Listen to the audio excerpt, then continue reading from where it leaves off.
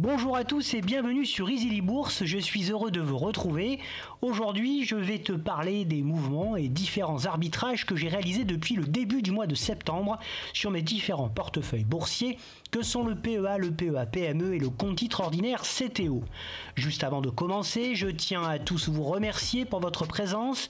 Nous approchons des 2000 followers sur la chaîne et si jamais vous n'êtes pas encore abonné et que vous appréciez mes vidéos sur ma façon d'investir en bourse, en immobilier ou autre placement, n'hésitez pas, c'est le meilleur soutien que vous pouvez me faire. C'est complètement gratuit et moi ça m'aide beaucoup à développer la chaîne.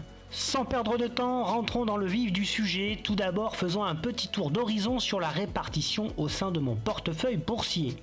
Mon investissement en actions européennes via le PEA et le PEA PME représente 67%. Mon investissement en actions américaines 28% via le CTO. Mon investissement en ETF 4,25% via le PEA. Et enfin, mon investissement en crypto-monnaie ne représente plus que 0,75% du total de mon portefeuille.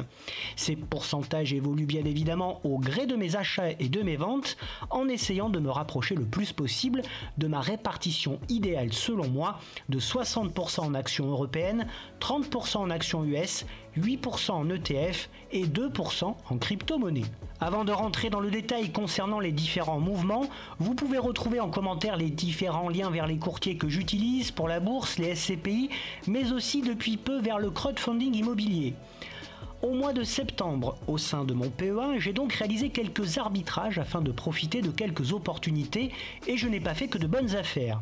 Pour commencer, je me suis positionné sur de nouveaux titres tels que Pernod Ricard, Capgemini et Société Générale pour différentes raisons. J'ai opté pour Pernod Ricard, profitant de sa forte baisse, valeur que j'attendais depuis plus d'un an vers le support des 170 €. J'ai ouvert une petite ligne actuellement en moins-value et je pense que la correction peut se poursuivre vers les 152 à 155 € dans les mois à venir. Même si je suis entré un peu trop tôt, je reste toutefois confiant sur le moyen long terme sur cette valeur défensive. Je me suis également positionné vers 165 € sur Capgemini, profitant également d'un gros coup de mou du secteur pour ouvrir une petite ligne. Concernant la Société Générale, j'ai vu une opportunité d'entrer sur le titre sous les 23 € au moment de l'annonce du plan stratégique 2024-2026 par le nouveau PDG qui a fait chuter le jour même le titre de 11 à 12%. Cet achat, contrairement aux deux autres, est un achat spéculatif car je ne souhaite pas conserver cette société sur le long terme dans mon portefeuille. Je vise tout simplement 30 € pour la revendre. Au rayon des ventes, j'ai acté la totalité de mes plus-values sur le titre Total Energy, jugeant l'action sur ses plus hauts et me rapportant un joli 25%. Je compte toutefois revenir sur le titre dès que l'occasion se représentera. Concernant les renforcements, j'ai de nouveau misé sur ALD pour abaisser mon PRU autour de 9 €. J'ai également remis une petite louche sur Ruby sur les 21,60 € en début de mois, abaissant également mon PRU. Valeur sur laquelle je reviens à l'équilibre peu à peu et dont je souhaite me séparer si retour sur les 24 €. Dans le même état d'esprit, j'ai repris une petite dose d'Imeris sous les 30 € en attendant des jours meilleurs sur le titre, cette dernière faisant partie de mon top 3 des moins-values PEA avec Nexity et ALD. Parmi mes cibles privilégiées à acheter, j'ai un œil actuellement sur Dassault Systèmes que je souhaiterais acquérir vers 33 €, LVMH que j'attends peut-être désespérément entre 550 et 600 €, et enfin ASML que je souhaite acquérir à moins de 500 €. Passons maintenant au PEA PME.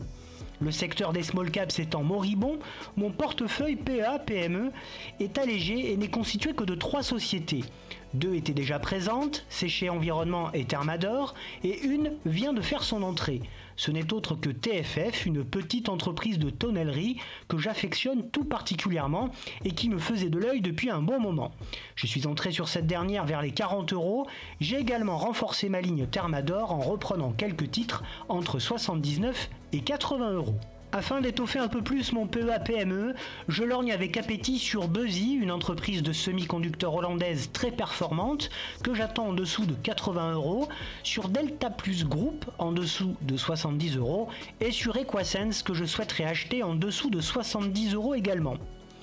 Pour le CTO réservé à mes actions US, J'ai à cœur de l'améliorer qualitativement en évinçant progressivement toutes les sociétés à faible croissance et à bon rendement, puis en acquérant des sociétés à forte croissance mais à rendement plus faible. J'ai donc procédé à quelques arbitrages et acté quelques plus-values pour les réallouer à des titres plus prometteurs ou plus solides.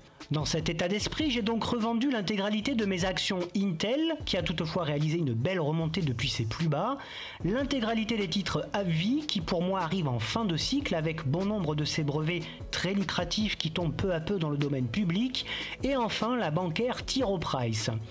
Cette dernière, bien que sympathique au sein de mon portefeuille, venait alourdir mon secteur bancaire déjà bien fourni, avec entre autres BlackRock, Bank of America ou encore Visa. J'ai également liquidé de petites positions prises à mes débuts sur Main Street Capital et Ares Capital. Toutes ces positions ont été soldées en plus-value.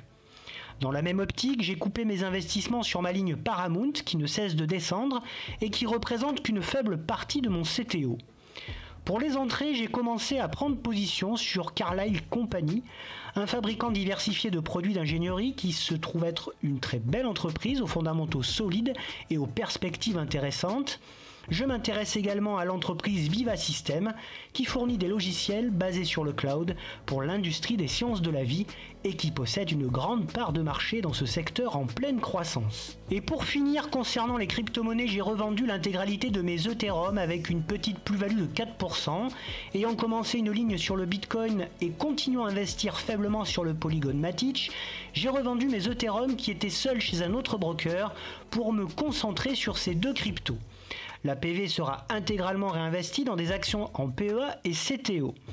Avant de clôturer cette vidéo, je souhaite également vous faire part de mon entrée dans le crowdfunding immobilier. En effet, j'étais très frileux et fortement déçu par mon expérience passée dans le crowdlending chez l'opérateur Lindopolis. En effet, en 2015, j'ai décidé d'investir sur cette plateforme dans des projets d'entreprise soi-disant scrupuleusement choisis par la plateforme et bien notés par cette dernière. Or, à l'arrivée, je me suis retrouvé avec des pertes dues à des patrons peu scrupuleux qui ont bien souvent roulé la plateforme et qui sont partis avec la caisse. Le manque de transparence de la plateforme, des informations erronées et des notes faussées de cette dernière pour induire en erreur les investisseurs, ainsi que la perte de tout ou partie de mon capital, m'ont fortement mis en colère sur ce mode d'investissement. J'ai donc mis du temps à revenir me pencher sur ce type de plateforme, et comme il n'y a que les imbéciles qui ne changent pas d'avis, j'ai revu ma copie. À la différence du crowdlending, le crowdfunding immobilier me paraît plus sécure à partir du moment où les projets sont bien choisis et les garanties à la hauteur. De ce fait et compte tenu des garanties comme les hypothèques de premier rang sur les biens immobiliers, j'ai trouvé intéressant de commencer à investir également dans ce domaine avec à mon actif en un mois plus de 10 projets sur 3 plateformes afin de me diversifier et de diluer le risque. Si cela vous intéresse, vous pouvez d'ailleurs les retrouver en commentaire. Il s'agit de 3 poids lourds du secteur. En revanche, je ne toucherai pas de nouveau à toute autre forme d'investissement en crowdlending d'entreprise, énergie renouvelable ou autre. Bien entendu, cette vidéo sur mes investissements en bourse ne reflète que mon propre avis. Je n'encourage personne à investir dans ces entreprises sans avoir fait au préalable ses propres recherches et analyses, condition indispensable afin d'investir ton propre argent en bourse. C'est ainsi que se termine cette vidéo sur mes arbitrages portefeuille en ce mois de septembre 2023. J'espère que cette vidéo t'a plu. Si c'est le cas, n'oublie pas de mettre un like et de t'abonner. Tu pourras également retrouver sur la chaîne des analyses express ou complètes de toutes les sociétés citées dans cette vidéo. Pour te tenir au courant de toutes les dernières nouveautés de mes investissements, tu peux également me retrouver sur Facebook, Twitter et Instagram. Je te donne rendez-vous prochainement pour l'analyse de nouvelles actions et n'oublie pas en attendant qu'investir, c'est toujours préparer ton avenir.